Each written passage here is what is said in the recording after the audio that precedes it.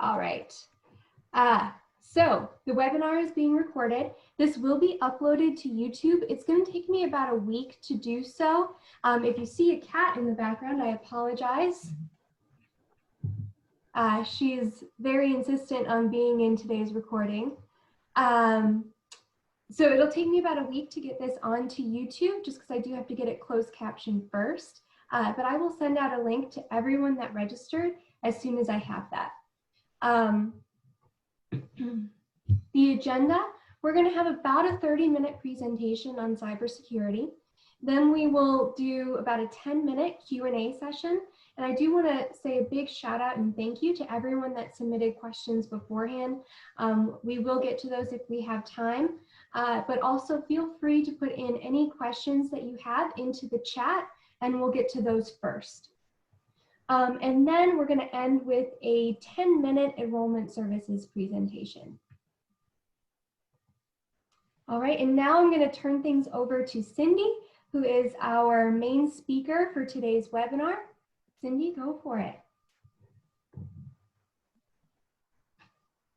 Myself unmuted here. And again, I hope you don't hear a dog barking, so just like you said with your cat. But hello, everybody. My name is Cindy Milnes. I'm the lead faculty for the Cybersecurity Program at Washtenaw Community College. I recognize some of you here on this webinar call today, so greetings to all of you.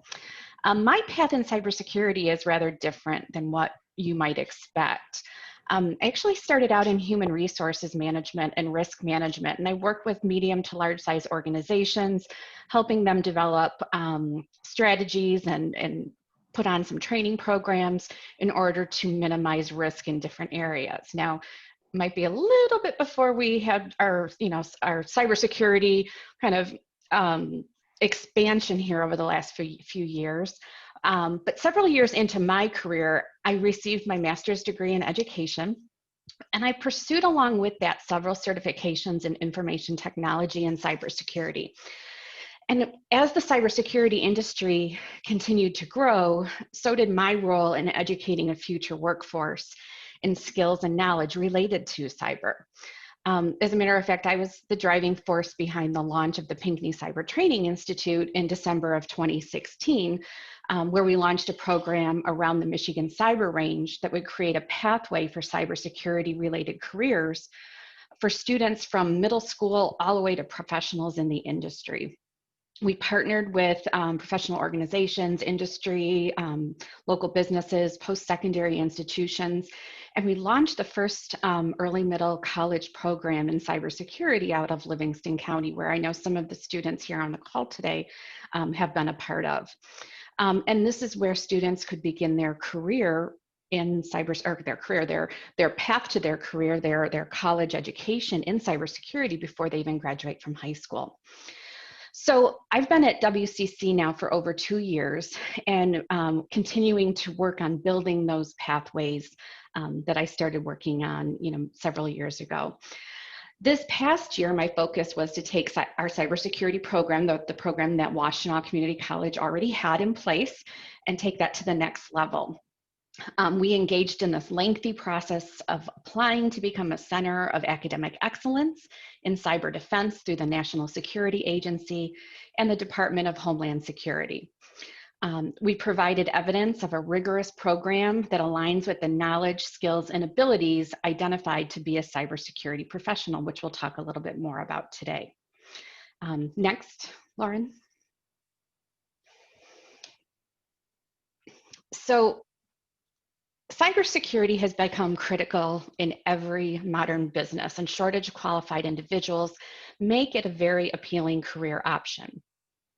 Cybersecurity incidents are a daily news story. I remember when I first started out, I might be able to find something in the news every couple weeks or so to use as examples. Now I could pretty much pull something every single day, and maybe multiple things every single day. In 2019, so just last year, the World Economic Forum considered cyber attacks among the top 5 risks to global stability. And there was a report put out in 2019-20, the official annual Cybersecurity Jobs report by the Harjavec Group, which is a managed service provider. And they have offices across the US, Canada, and the United Kingdom. Their information has been highlighted in various respected publications, including Forbes, Wired, and CSO Online. And over the 8-year period of 2013 to 2021, the number of unfilled cybersecurity jobs is expected to grow by 350%. So that's by next year.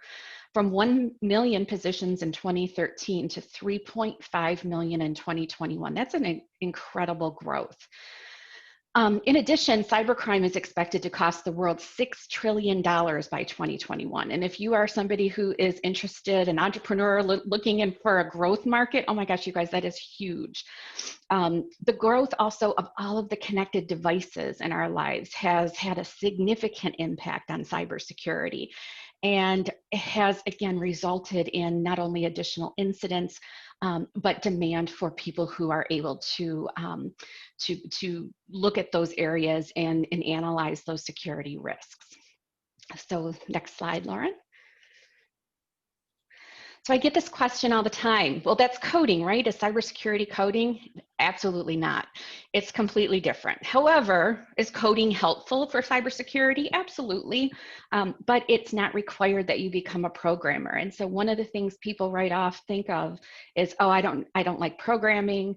I can't do this. Well, there are many jobs that are available under the premise of cybersecurity that have no coding requirements at all. Understanding and being able to utilize a scripting language such as Python is helpful. It is part of our degree program, so that's something that we show you how to do, and very valuable skill to have in cybersecurity. Most of your entry-level jobs do not require any programming skills or knowledge. And again, like I said, not every person in cybersecurity needs to have programming skills. There are definitely benefits to it, especially as you are analyzing risks within applications, risks within programs that are facing web facing. It's, yeah, absolutely great to have that knowledge and understanding. But again, cybersecurity is not coding. So let's talk about some of the other skills that are needed for a career in cybersecurity. Next slide, thank you. So some of the hard skills, we'll call them. Ability to understand cyber terminology, and there's a lot of it, and it changes all the time, and you really do. I find that this is the case in every industry. Every industry has their own terminology, their acronyms. So being able to understand that. So if that means, you're listening to a lecture, you're listening to something, and you hear a term that you're not familiar with, jot it down, pick up your phone, look it up, constantly be building in that area. Knowledge of latest trends in IT and data security. What news sources are you following? What is happening? What do we see consistently happening over and over again? Network defense, cryptography, and system administration. Those are very large areas content-wise, and where we develop those skills within some of the labs that we have, which we'll talk about in a little bit.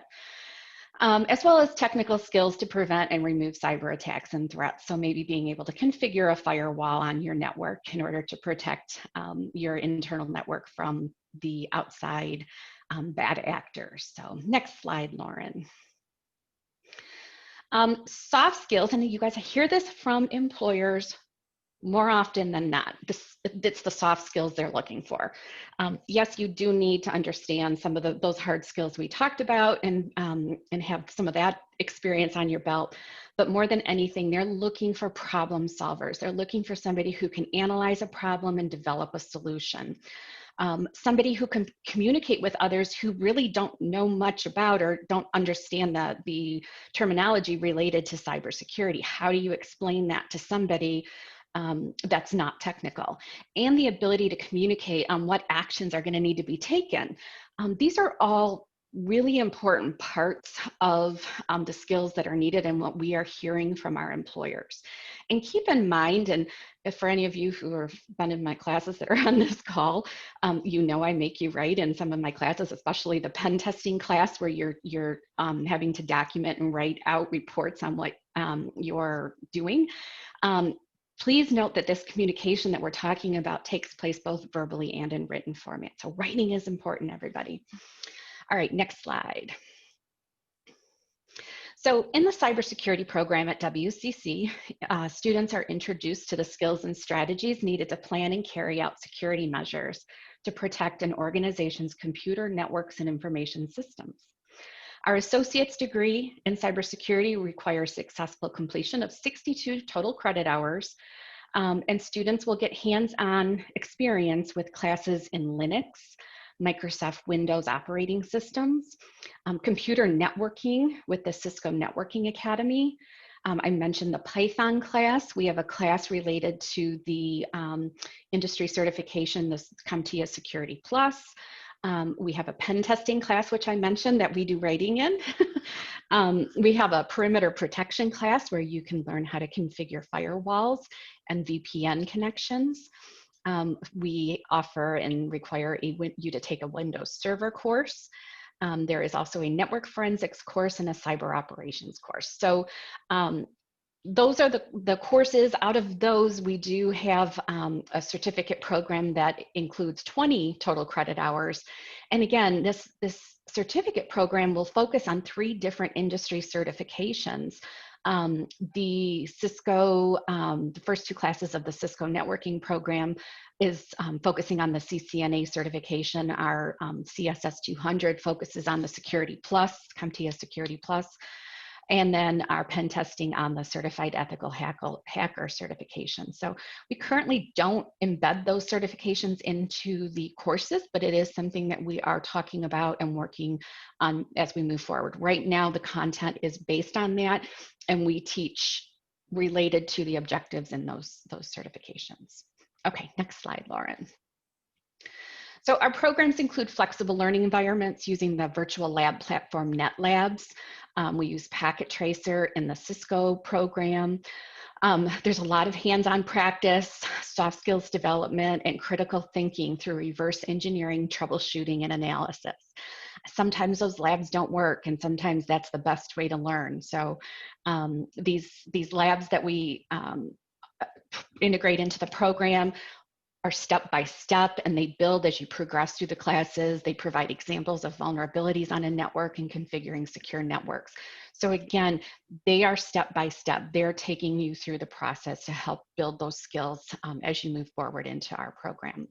Next slide. So developed in partnership with the National Initiative for Cybersecurity Education, which is abbreviated NICE, which I love. I love that we have the NICE, NICE framework. The Office of the Secretary of Defense and the Department of Homeland Security. This NICE framework, this cybersecurity workforce framework, was developed as a blueprint, and it allowed the industry, government, as well as in the civilian private industries to develop these work roles and provide a common language to speak about cyber roles and jobs. It's organized around 7 categories with 33 specialty areas and 52 work roles. And they categorize these jobs into the areas of analyze, collect and operate, investigate, operate and maintain, oversee and govern, protect and defend, and security and provisions, or securely provision. So if you look at the chart there on the screen, you can see some of the categories of the jobs underneath that. But we're going to take that one step farther, and on the next slide, you're going to see the cyber career. Oh wait, actually I missed that one. Okay. So can we come back to that slide? I guess I had moved it around and did not. Thank you. Okay, so this next one we are on is the Cyber Career Pathways tool. And this was developed from the NICE framework that I just mentioned, and really goes into depth and taking a look at some the job roles that are available out there. It's great for exploring. It uses 5 distinct skills, communities, and highlights these core attributes among these roles so that you understand what kind of things you would be doing. And it's great for individuals who are considering a career in cyber. So what we're going to do right now, and I think Lauren was going to provide you guys with the link to it also in the chat. I want to take you guys there and show you some examples of those positions. So I'm going to grab my screen here and start sharing.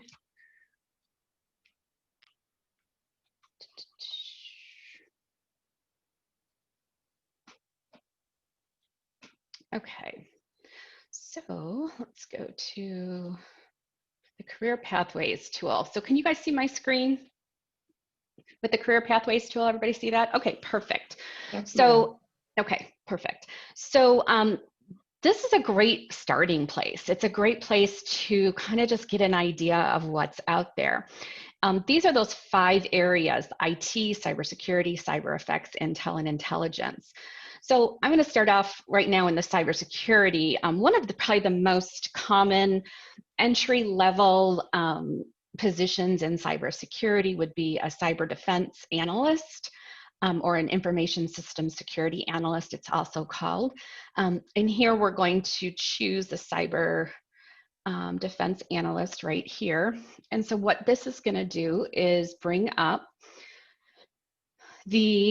first of all, an overview with kind of how the roles relate. The tasks that are involved: develop content for cyber defense tools, the knowledge required, so knowledge of cyber threats and vulnerabilities, the skills in using incident handling methodologies. And so, you know, again, those are things that we talk about in the forensics class and talking about in our cyber ops class. So these are things that you do pull. These are skills you are able to obtain through this program. Another one I want to take a look at, so I'm going to clear that selection, that I want to show you is if you look at Cyber Ops Planner, if I could click on don't show this again, but you know, I'm not ready to commit to, to that. All right, let's see why we can't get loading here.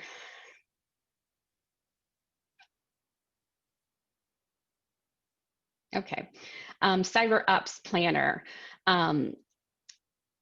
Ability to communicate complex information concepts or ideas, apply critical thinking, reading skills. Again, some of those soft skills that we talked about. Applying crisis planning procedures.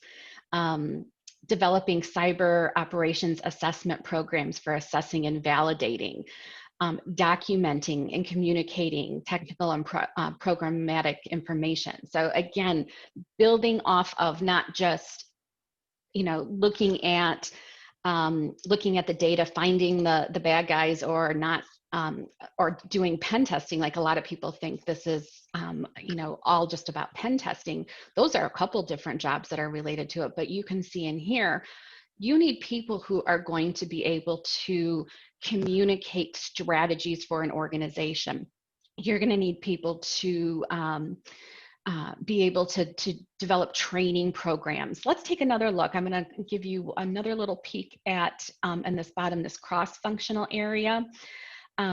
You'll see IT investment portfolio manager, cyber instructional curriculum developer, cyber policy and strategy planner. That was one that you know, I was alluding to just a few minutes ago. Getting into the law enforcement and working in forensics. So there are a number of positions that are not just sitting there and analyzing threats that are coming in, or not just utilizing pen testing skills, but being able to develop plans and training and complex systems that relate to whatever the business organization is that you are currently working for, or that you are working for or working with. So this is a very helpful tool. And then Lauren, if you can jump back to the slides, into that one slide that I had you skip.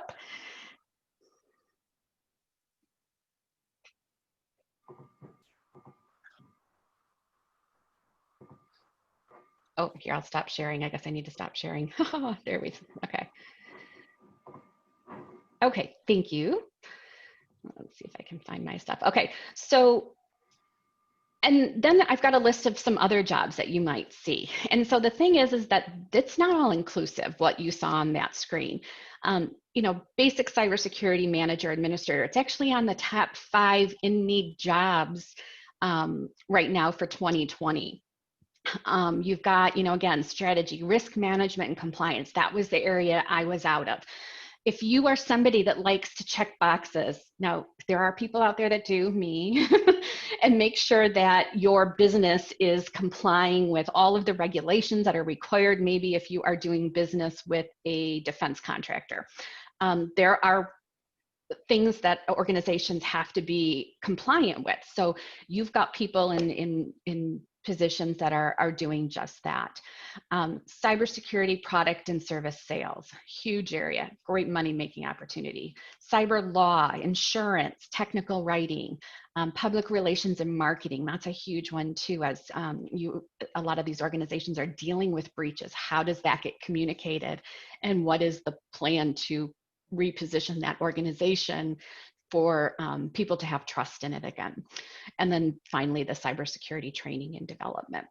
So, and this doesn't even include, we're giving you just kind of this really general overview, but if you think about some of the different industries, the different verticals that exist, healthcare, banking, automotive, there are now, cybersecurity is no longer just an IT job. Cybersecurity is a job for every organization in their product development, in their service delivery. And I mentioned the automotive industry. We just launched an automotive cybersecurity certificate for people to understand and be able to work with some pen testing on an automobile system, utilizing some a test bench that we are actually having delivered next week that we're starting to build a course around. So stay tuned. I know we will probably have a webinar in the future for that purpose. All right, next slide, I think should be the National Cyber League. And at this point, I would like to introduce Alex Sabin. And Alex is one of my students who is one of the officers of our cyber club. I'll let him tell you a little bit more about himself, and he's going to tell you a little bit of how students can get some hands-on practice with the National Cyber League. All right, good morning, everyone. My name is Alex Sabin, as we mentioned here. I am our club president currently for the Washtenaw White Hat Society, and we are the cyber club at Washtenaw Community College.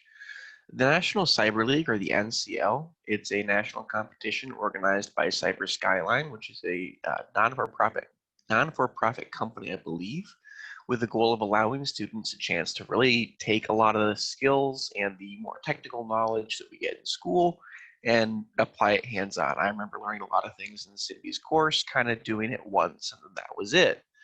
And then we have in here, there's so many different options we can go into. Now, as a team, the White Hat Society is in its 3rd competition, and this is a biannual competition. So if we go in here, this whole competition is based off of flags.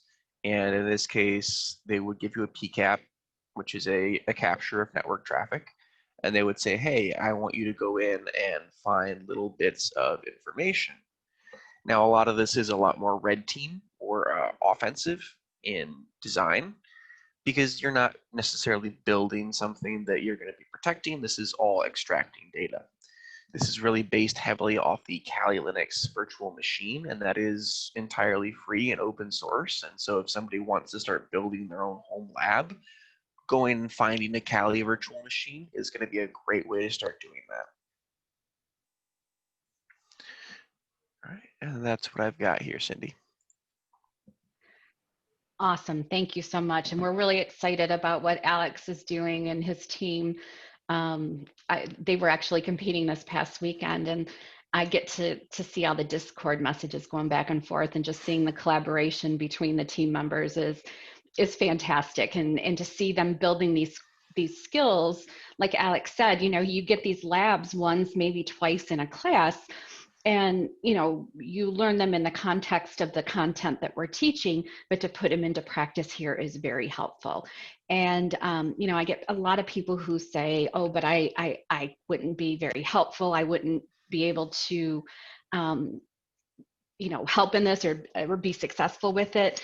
And that's not really what it's about. It's more about learning as you're going along. And so this is a skill building activity, not a showing off type of a thing. Although it does provide you at the end of your competition or at the end of the season, it provides you with a nice kind of summary of all of the things that you have done, which is great for adding to your portfolio, adding to LinkedIn, and being able to show that to employers that, hey, these are the skills, this is hands-on experience. And so sometimes you have to get your experience in other ways besides maybe working, at a job specifically, in a cybersecurity role. So there's many ways to show that experience without actually having, like I said, that stated job. So, all right. So that, I think, takes us to the end of our presentation. So Lauren, I'll kind of pass it back to you for a moment. Yes, absolutely. And we're going to start opening it up to Q&A. But before we do that, if you have any general questions or want any more information about this webinar, please contact me. My name is Lauren Ward, and I'm the coordinator for the Business and Computer Technologies Division. And you can reach me at lcward, W-A-R-D, at wccnet.edu. And I'm going to throw that in the chat for you guys. But now I am going to stop sharing. And if you guys have any questions related to the content that Cindy and Alex just went over, please go ahead and put that in chat. But I'm going to start off with some of the questions that we received from the registration process. So Cindy, I'm going to throw this to you. The first one is kind of what kind of salaries can you expect from an entry-level cybersecurity job? So it really depends. Right now, if you take a look at some of the statistics out there, Bureau of Labor and Statistics, you're seeing anything from 50,000, depending on the exact level of education that you're coming in with. But really the average is looking more in the 70 to 90,000 range. So it is definitely a career that has higher earning potential right now than most others. And so it's not uncommon to see that go up into the mid 100s as far as mid to upper level salary. So.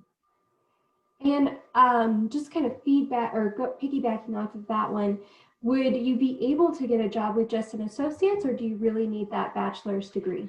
And it depends. But if you go look, and this is what I recommend people do, go look on Indeed.com or Monster.com and start looking through those job postings that are on there. I have actually one up right now, or Indeed, and it's going through and looking at all of the jobs that are currently available in the Ann Arbor area. And most of them are stating they want a bachelor's degree. Now, does that mean that you cannot get a job with an associate's? No, I mean, it's what skills you have and how you're going to put them out there, because sometimes organizations will look beyond that. So kind of just to give you some history from my former HR perspective, is that back when we had a really big economic downturn, is when we really started to see a bachelor's degree become a requirement in so many jobs. And what was happening was the market, there were so many people that were looking for jobs. It was one way to be able to at least kind of parse that list, or that group of qualified candidates down into something a little bit more manageable, just by saying, okay, if I can just, I'll look at all the ones that have the 4-year degree, and everybody else will step aside. But now in this market, as we have so many jobs available, we are starting to see that requirement lessen quite often. The baseline I always recommend is start, if you're somebody who's not like all about the college experience or the college, going and getting these 4 credit classes, at least start with the associate's degree, and then start building relationships. On our Cyber Center page that we have at WCC, it lists a number of organizations, local organizations that people can become a part of, like the ISSA, which is the Information System Security Association, or ISC has groups. So these are all associations related to the cyber industry or information system security industry. And they have monthly meetings or meetups, and the key is to get involved, because somebody who just waits for that job posting, the magic job posting, is not going to, I mean, there's a huge gamble in that. You need to put yourself out there, and it's not about although what is important, it's also about who you know and who knows you. And so by getting yourself out there, you can make those connections with people. And a lot of times what I have seen are organizations who have pulled and brought on our students who have an associate's degree and helped them continue their bachelor's degree as they're employed in that organization. So that's a huge benefit if you think about it. So, from a financial perspective, I mean, already you're saving money by, going through an associate's degree program at a community college like we have. Our program has a complete articulated program, and we're completely articulated with Eastern Michigan University's Information Assurance program. And cybersecurity is also called information assurance. It's called cyber defense. It's called so many different things, but it's kind of the same thing. So, so we have that alignment so that, if you get that baseline associate's degree, yeah, if you can get out into the industry, get experience, that's fantastic. But then continue to build those skills and work towards that bachelor's degree. So it makes it really nice, again, providing that pathway of accomplishment. Once you get to the end, you've got this pathway that exists, and we're trying to make it easy for you to be able to get to that successful completion. So questions from chat. Joe asks, do you delve into cybersecurity training or technical writing areas? And I'm assuming this will be in our program at WCC. Okay, so there is a technical writing class that I love. So if you are looking at our associate's degree program, there are courses in there that you can take to satisfy the English side of the requirements that are technical writing based. I think they're amazing courses. They're not listed as the recommended course within when the website posts like what the English course requirements. I think it's just more of a broad general statement, but there is a fantastic technical writing class that we have at Washtenaw Community College. I also, like I said, embed writing assignments, writing activities, and into the courses that we've created and that I teach. So, we are always working on improving that and continuing that process throughout. So. Great, thank you. So we've got another question from chat. Chelsea asks, with following the latest trends in IT and security, what are good platforms to follow to keep up to date? Oh, very good. So there's a number. I personally love some of the podcasts that exist out there. CyberWire is one. Cybersecurity Interviews is another great one that they usually do weekly interviews with top professionals in the industry. So you really kind of get what's happening right now from the perspective of somebody who, is speaking from whatever, company that they're working with. So those are a couple good ones. CSO Online for Chief Security Officer is what CSO stands for. That's another good one that I like to read. So there's a number of them. You can Google, you can search for, just some cybersecurity related news, and you'll get tons of different options. But those are a few that I really like. Again, CyberWire, cybersecurity interviews, and CSO Online. Those are some of my big ones that I follow. And then going back to entry-level positions, is it possible to get an entry-level position with just a certificate? It's possible, absolutely. It is possible. And in this industry, when you say certificate, so yes, so our certificate that we have at our college is based on 3 different industry certifications. So in IT industry, certifications are very big. So taking a certification exam to prove your knowledge. And what's nice is a lot of these exams also will test your skills, and having exams that will take you through lab type environments to demonstrate what you do know in those areas. So the certificate coupled with getting a couple of those industry certifications would be very beneficial. So, the recommendation, the answer to the question is, of course, but is that the standard? And no, I would say continue to build on that. But what's nice is that certificate, if you want to start there, are courses within the associate's degree program. So again, it kind of nests in there, and then we'll, so you're taking those, which means you've checked off some boxes in the associate's degree program as well. And Joe asks, in the associates and certificate programs, are WCC classes live, or are they pre-recorded videos? So our classes are all live classes. Right now they're live online. And so we may provide videos to supplement.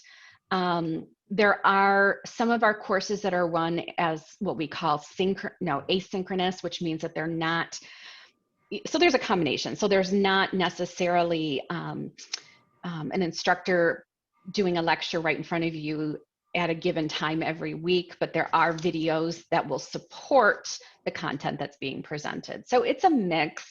And right now we are, working in a completely online environment until we are able to hopefully be back by fall of 2021. So. Going back to some of the questions, we have another one in chat. Is it possible to start with an associate's degree in networking and get a bachelor's then in cybersecurity? So the networking degree that we have here is very heavily focused, is very, how do I say this? It's very connected to what we already do in cybersecurity. So cybersecurity, I always say you can't be a cybersecurity professional without having networking background. So a lot of our courses in the cybersecurity program are a lot of the networking courses. Now, the networking degree builds in a little bit of a different direction.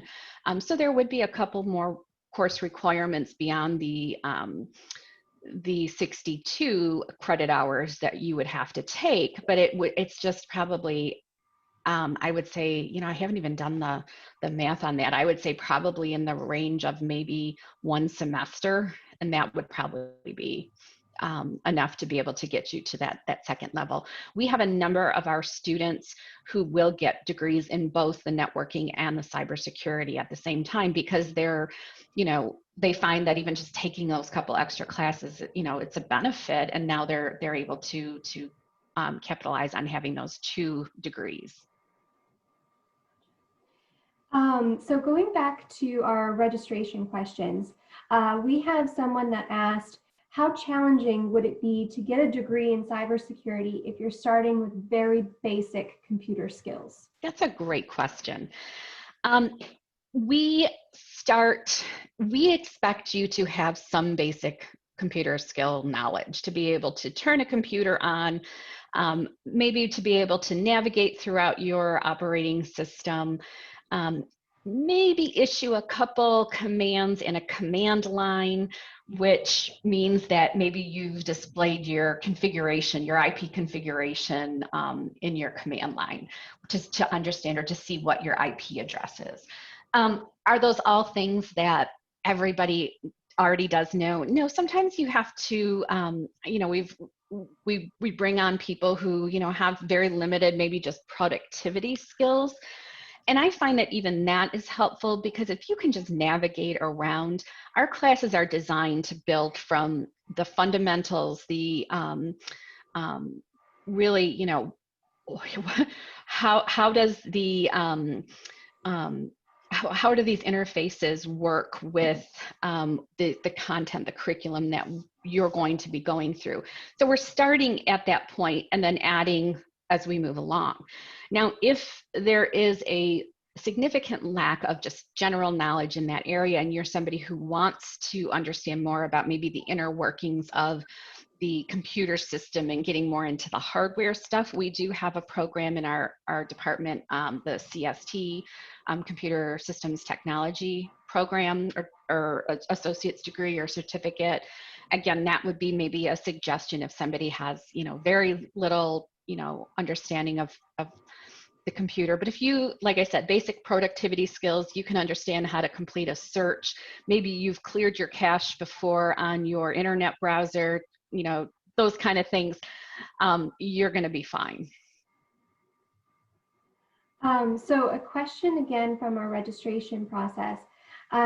For, let's say, an associate's degree, what is the general time frame for being able to complete that and then go on to either a bachelor's or to get a job? Okay. So our degree is currently 62 hours. That is designed to be completed in 4 semesters. If you take some summer classes, you could definitely get that done a little bit quicker than like a 2-year program. Again, by following the articulation program with Eastern Michigan University through their information assurance program, by following the articulation that we have posted, it sets you up for success in that you're taking all the classes that you need to take. And so you should be able to, or students should be able to finish that within that 4-year period. So starting with their associate's degree. So the other thing to keep in mind is a lot of, depending on who is on the call today, if we've got any perhaps high school students or parents of high school students, even if you can start taking a couple classes in your high school level, and they're starting to be more and more now in the cybersecurity and networking area available.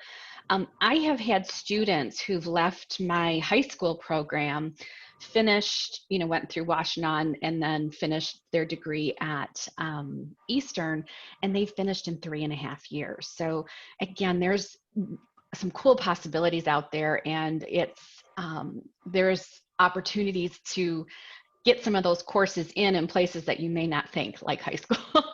And for those of you who are out of high school, taking a class, jumping in. I mean, one of the things that I always say is sometimes we overthink it. You know what? Just jump right in and take a chance and start getting into some of those classes and exposing yourself to the content and build that way. So in chat, Andrew asks, for working professionals, will all the coursework be available either in the evenings, online as it is right now, or summer semesters? So we try to balance it so that the courses are offered at times that are convenient for people who work full-time as well as in the evening.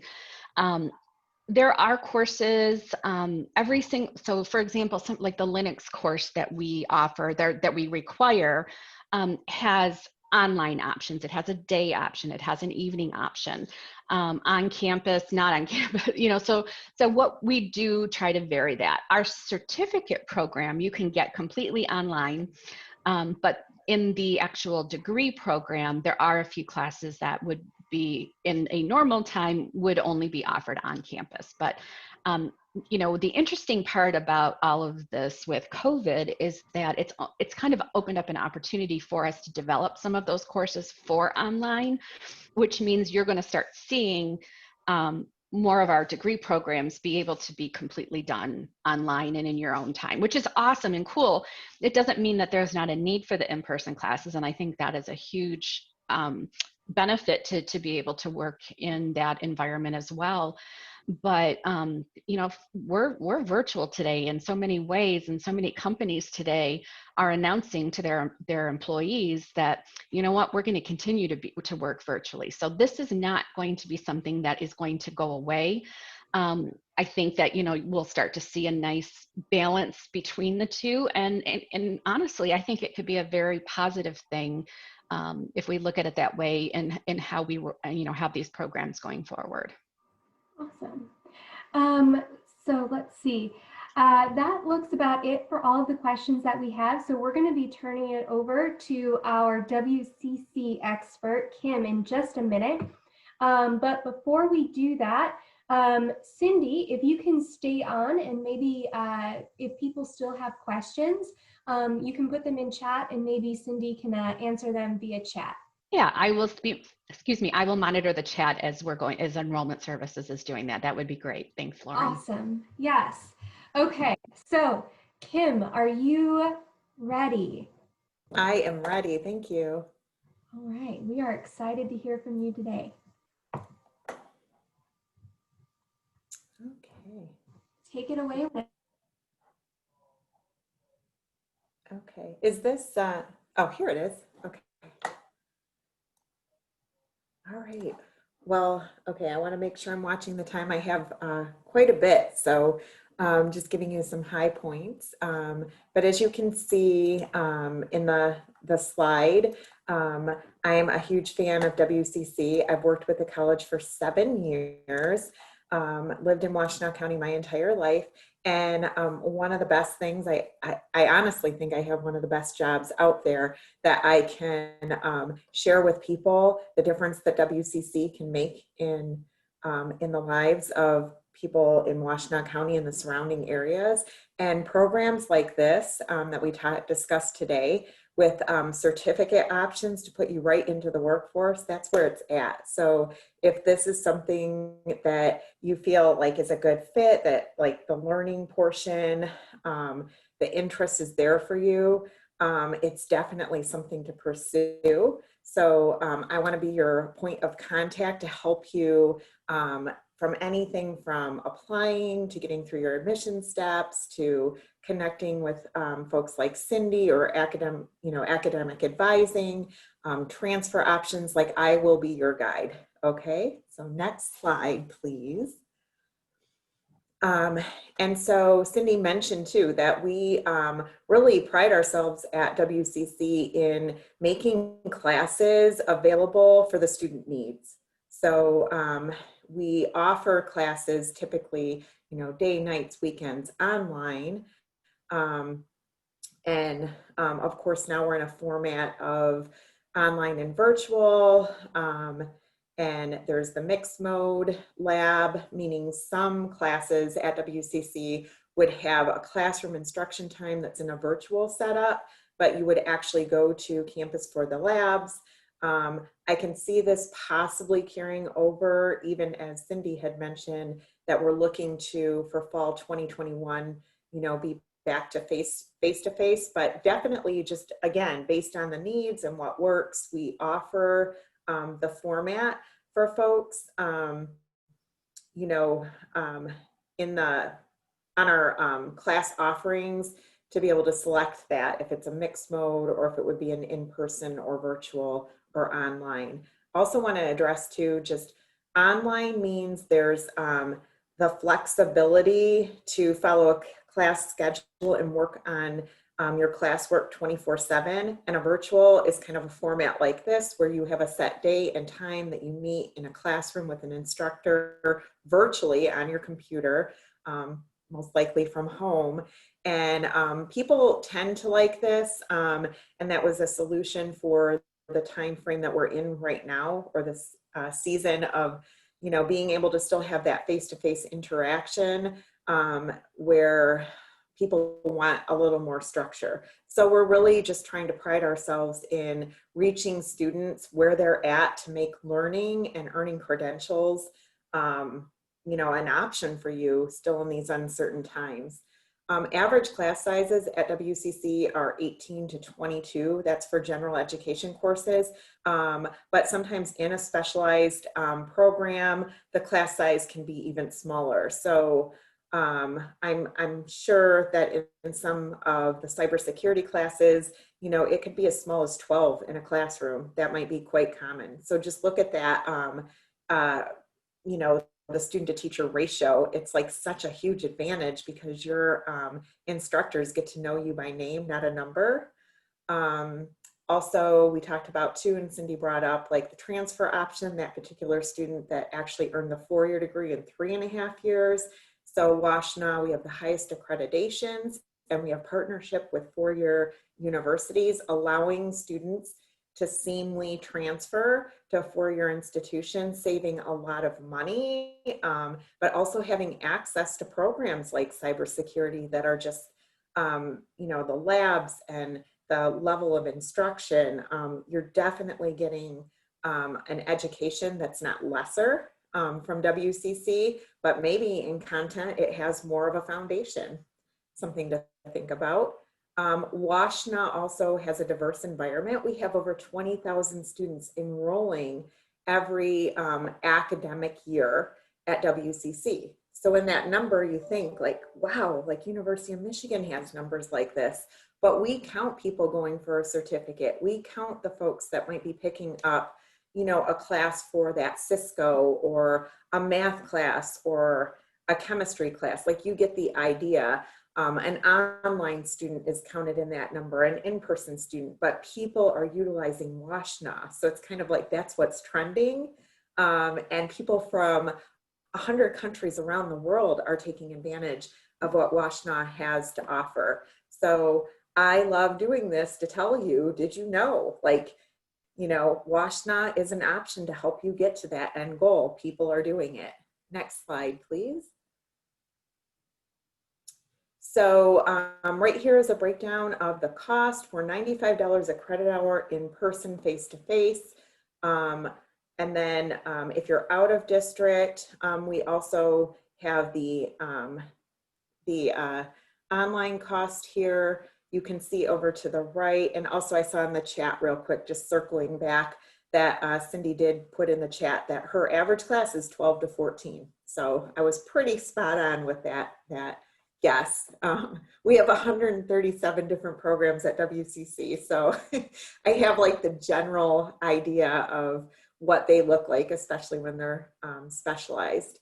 So an important thing too, we've talked about this, but it's never, too much to, bring it back up or repeat in a different way. We offer certificates, many times built within the curriculum along the way to earning an associate degree. So WashNA, the highest degree that we issue is a college associate degree, which is a 2-year degree. You take your program of study and your general education courses, and together that creates an associate degree. So many folks, might think, why would I start at WashNA and transfer when I can go right to the university, because my goal is for a 4-year. But the cool thing is we offer the transfers. And in many cases, like you can see those 3-in-1s, like we talked about in this scenario, you can spend 3 years at WCC, 1 year at the 4-year university, and then get the 4-year degree from that university. So all the advantages that WashNA has to offer, you still get the same degree at the end, but you're saving tens of thousands of dollars. And I love, love, love the fact that we offer these certificates to make you employable and to work on developing your skill, possibly, you're working in industry, developing that skill, and then still working toward your goal of the 4-year degree or beyond. So it's just a wonderful thing that the community college offers you. Next slide, please. So I did touch on this basically, just remembering, I guess here's a visual of it. OnDemand is basically the 24/7 traditional, we were leaders in online education. We have so many awards at Washtenaw for teaching online, in the nation, in the state, awards for that. So during the pandemic, we're not figuring it out, we've been doing it. And then again, we created the virtual classroom experience, where I already gave the description of this, but here's just a breakdown for you. And we'll move to the next slide. Yeah, it's important also to know that these slides will be shared, so you'll have this so you can review. So it's good that I'm just giving the overview of everything, but it's all in writing. So guess what? Here we are. It's free to apply to WCC. You set up an account, which looks like this on the website. And then once your account's set up, which takes you about 5 minutes to set up the account, and I would say that our application for admissions is about 15-20 minutes to complete. So you want to make sure that you completely fill that out, you submit it. You will be receiving an email back from us with telling you that we have your application, we're processing it, and then a second email gives you a student ID number. And with this, you get into your account and complete your admission checklist. So there's 3 common things in all colleges that you would expect. A new student orientation would be one. We will look at your entry assessment, which is basically test scores, where you're coming in for reading, writing, and math. And then of course, the final step that's common in all schools and at Washtenaw would be meeting with an academic advisor. When you've completed this, you'll be able to register. For winter semester, registration actually begins this week, November 12th for new students. Current students, it's November 11th, so it's tomorrow.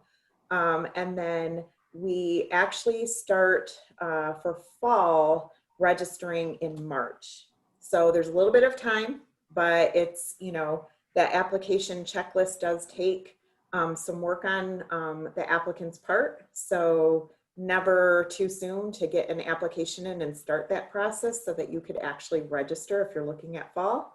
Or again, there's time to get registered, and the winter semester begins January 11th. I think we've covered everything. Next slide, I think we have just a question slide. Here's my contact information. Definitely feel free to reach out to me if you need further guidance or answering questions about, getting started. But again, free to apply, so there's no harm. wccnet.edu/apply. Thank you. Thank you so much, Kim. I really appreciate that. Yes, so for everyone that asked, I will send out today's slides and the video in approximately a week once I get the video closed caption. I want to thank everyone so much for participating today. This was an introductory webinar, but we are planning a future series that will go way more in depth into cybersecurity and all of the different aspects of it, including demonstrations, possibly in some of those. So I will keep you guys on the list to be first informed about that series that will hopefully be taking place next semester. If you guys have any questions, please reach out to any of us. My email is in chat, but we can throw our emails in there again, just so that you have them. And I will be in contact with you guys within the week with the slides and the video. Thank you guys so much for your time. We really appreciate it. Have a great day. Thanks, everybody. Thank you.